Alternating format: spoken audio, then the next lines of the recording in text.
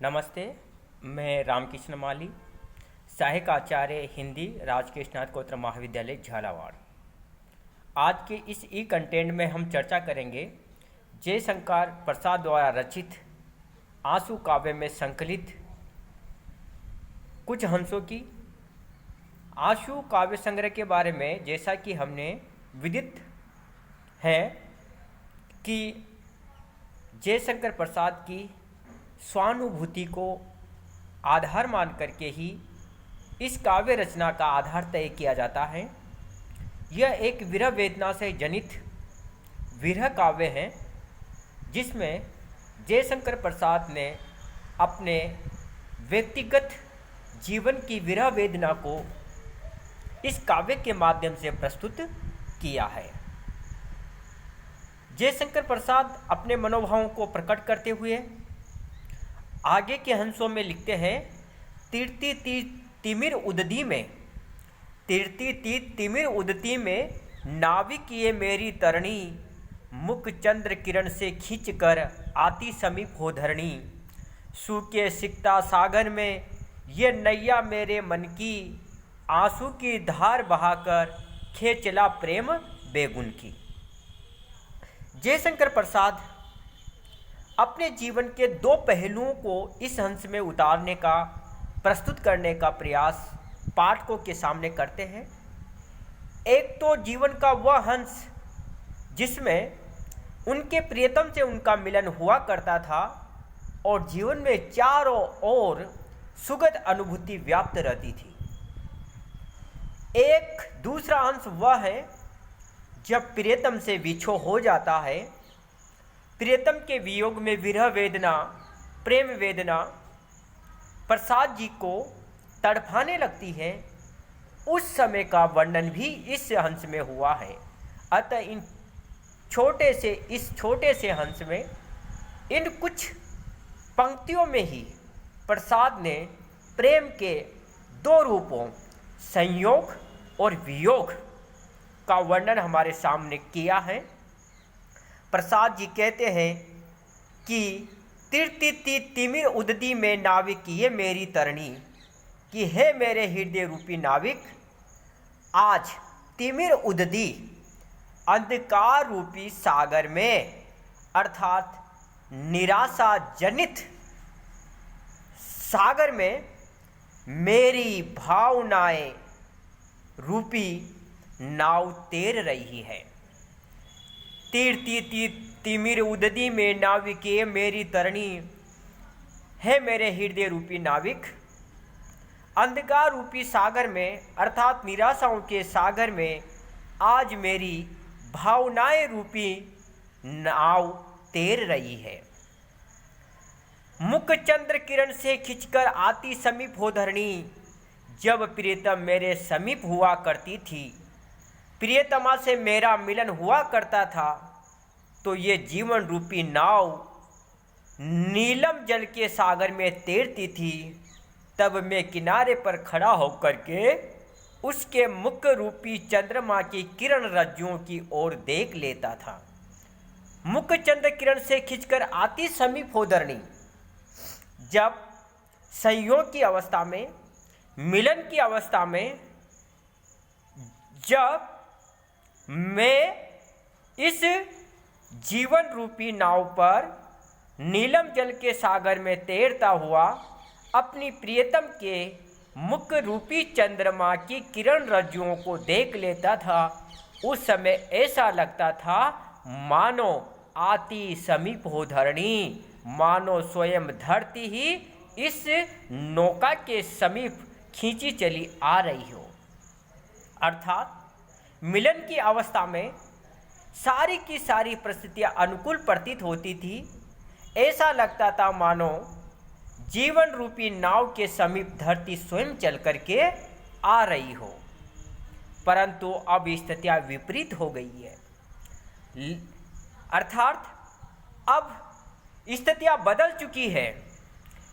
जब पहले धरती स्वयं चल करके आती थी, प्रियतम की उपस्थिति में सुगध जीवन की अनुभूति होती थी, आज वही सुगध जीवन दुगध स्थिति में बदल गया है। आज मिलन वियोग में बदल गया है।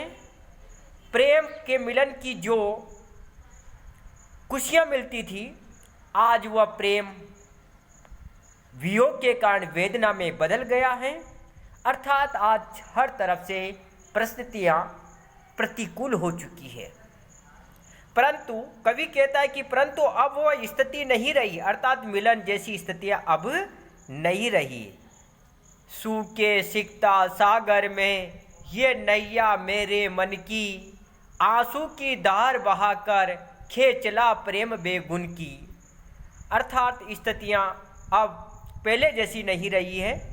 अब तो इस नाव को वह अर्थात मेरा जीवन रूपी जो नाविक है, हृदय रूपी जो नाविक है, अब तो मेरा हृदय रूपी जो नाविक है, अब तो वह मेरे इस जीवन रूपी नाव को शुष्क रेत राशि वाले सागर की ओर लेकर के जा रहा है।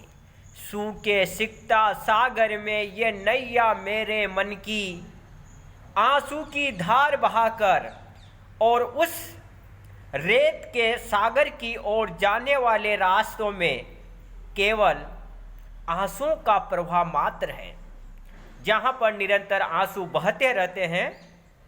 अश्रुधारा बहाकर ही मेरा प्रेम असहाय सा बनकर उसकी ओर खींचा चला जा रहा है। कहने का तात्पर्य यह है कि अब जीवन का वह मधुर अतीत नहीं रहा, अब तो प्रेम वेदना का ही सागर सब ओर लहरा रहा है। अब तो मेरा जीवन शुष्क रेत के सागर की ओर जा रहा है, जहाँ पर वीर वेदना, प्रेम वेदना, दुखद अनुभूति के अलावा कुछ शेष ही नहीं रह जाता है।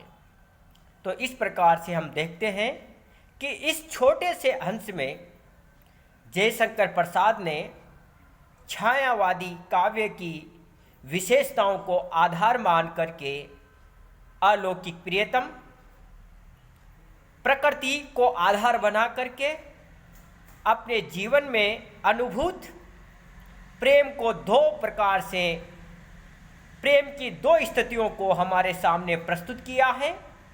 एक तो मिलन की स्थिति, जहाँ पर कवि को हर वस्तु अपने अनुकूल प्रतीत होती थी, जहाँ पर हृदय रूपी नाविक के द्वारा जब अपनी जीवन रूपी नौका पर सवार होकर के अपनी प्रियतम के मुख चंद्र से निकलने वाली जो किरण रज्जुएं थी, अर्थात जो आभा थी, जो प्रकाश था, जो चमक थी, जो चेहरा था, उसके देख लेने से मिलन का जो एहसास होता था, उस सुगध एहसास के समय ऐसा लगता था जैसे मानो नौका पृथ्वी की ओर नहीं अपितु पृथ्वी स्वयं चल कर के नौका की ओर आ रही हो।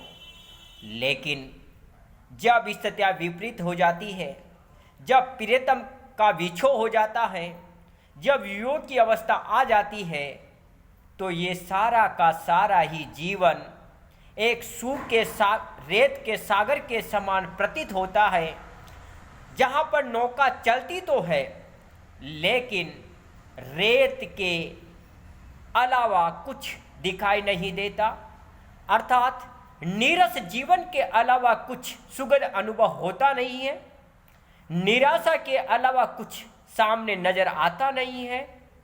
जीवन में चारों ओर अंधेरा और निराशा ही निराशा दिखाई देती है।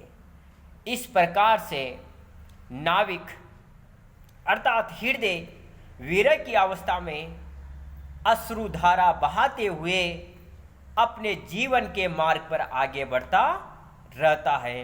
इन पंक्तियों के माध्यम से हमें प्रसाद जी ने मिलन और वियोग की अवस्थाओं में हृदय की क्या स्थिति होती है, प्रेमी की क्या स्थिति होती है, इसके बारे में बताने का सार्थक प्रयास किया है।